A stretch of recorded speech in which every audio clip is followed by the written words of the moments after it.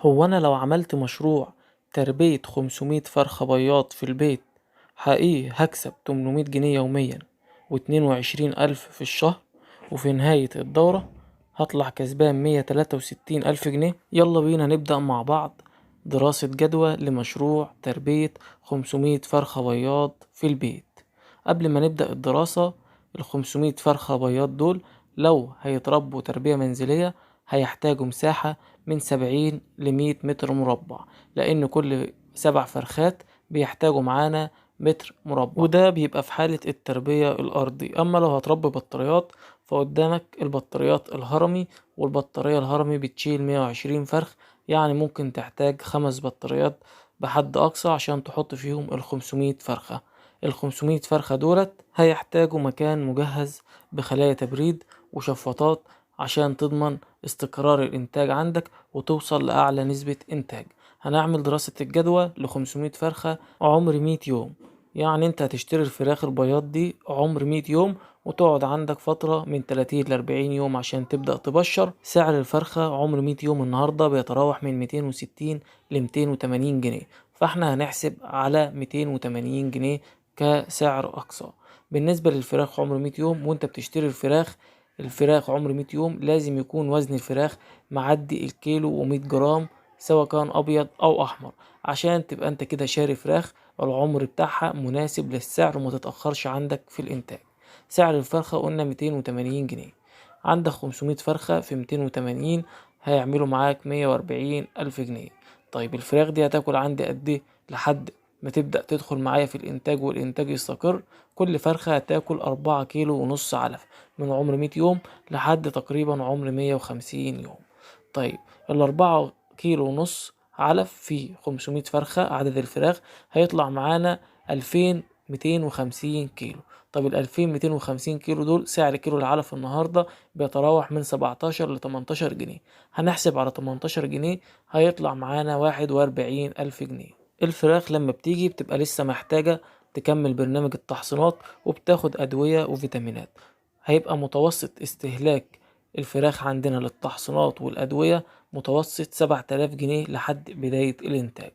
بالنسبة للكهرباء والمية هيبقوا متوسط 500 جنيه في الشهر. لو تربية أرضي هتحتاج نشارة وجير وشوية مطهرات تطهر بهم المكان، هيعملوا معاك حوالي 1000 جنيه. لو جيت تحسب الحسبة دي كلها هيطلع معاك متوسط 190 ألف جنيه مصاريف على ال500 فرخة قبل بداية الإنتاج.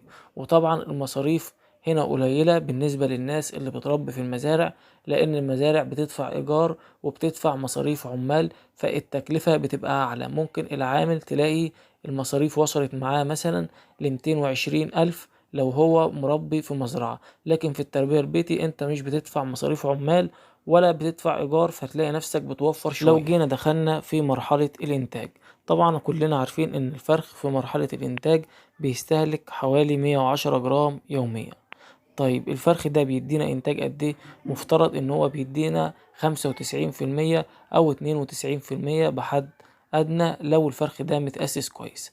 بس احنا النهاردة هنحسب على نسبة انتاج 85% من اول يوم لنهاية الانتاج، عشان برضو بيبقى فيه نافق في الفراخ وبيبقى فيه بيض متكسر. فاحنا هنعمل دراسة الجدوى على نسبة انتاج 85%، لان احنا عارفين الاصابات الفيروسية برضو بتأثر على الانتاج، فتبقى النسبة دي ثابتة معانا. لو الانتاج عندك كان اعلى فاكيد الربح هيكون اعلى، وان شاء الله ما ينزلش عن النسبة دي. طيب احنا عندنا الفراخ هتستهلك 110 جرام لكل فرخ، يعني ال500 فرخ هيستهلكوا 55 كيلو يوميا في 20 جنيه، مع ان سعر الكيلو عامل 18 جنيه. احنا بنحسب في 20 عشان بنزود على كل كيلو 2 جنيه ادوية وفيتامينات احنا بنحطها في المية عشان نحافظ على مناعة الطيور وندي الطيور بعض الفيتامينات اللي تساعد على استقرار الإنتاج. يبقى احنا قلنا 55 كيلو علف في 20 هيطلع معانا 1100 جنيه يوميا علف وأدوية. نسبة الإنتاج 85%، هنقول 85% من أول يوم زي ما عرفنا حضراتكم ليه.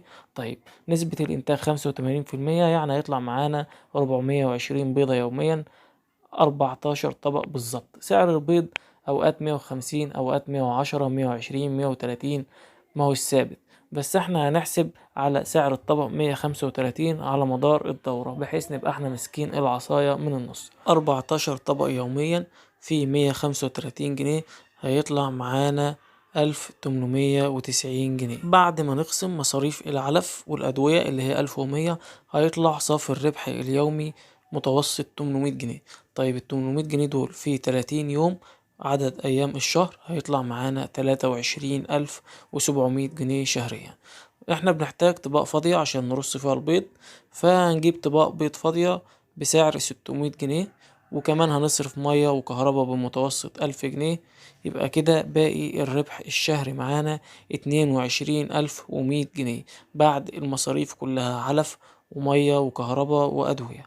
22,100 دول في 16 شهر، وال16 شهر دول هما طول الدورة بتاعة الفراخ البياض. ممكن تطول شوية والفراخ تديك إنتاج عالي، لكن ال16 دول هما المتوسط. لو جينا حسبنا 22,100 اللي هو الربح الشهري في 16، هيطلع معانا 353,600. احنا كنا صارفين على الفراخ دي في البداية من ساعة ما جبناها عمر 100 يوم لحد ما بدأت تبشر معانا 190,000 جنيه. لو جينا بقى نخصم 190,000 جنيه من 353,600، هيطلع معانا صافي الربح بمتوسط 163,000 في نهاية الدورة. وطبعا الرقم مش كبير، لأن الرقم ده لو في مزرعة طبعا هيبقى أقل من كده بكتير، لكن زي ما احنا قلنا التربية البيتي عشان انت اللي بتراعي الحاجة بنفسك، وعشان ما بتدفعش إيجار، فانت بتوفر التكلفة دي لنفسك. طبعا دراسة الجدوى متغيرة، لأن الأسعار بتختلف من وقت للتاني بالنسبة لأسعار الفراخ وأسعار العلف وكمان أسعار البيض. مفيش حاجة ثابتة، بس الدراسة دي تقريبية للي عايز ياخد أرقام يبدأ بيها ويشتغل بيها. كمان عايز أعرفك إن احنا متاح عندنا فراخ بياض عمر 100 يوم، وكمان متاح حجز كتاكيت بياض عمر يوم، وكمان متاح معانا متابعة شهرية عن طريق الواتساب. لو انت عايز تعمل مشروع وعايز حد يتابع معاك ويفهمك ويعلمك، متاح معانا المتابعة بأسعار رمزية. والسلام عليكم ورحمة الله وبركاته، وإن شاء الله أشوفكم في فيديو جديد.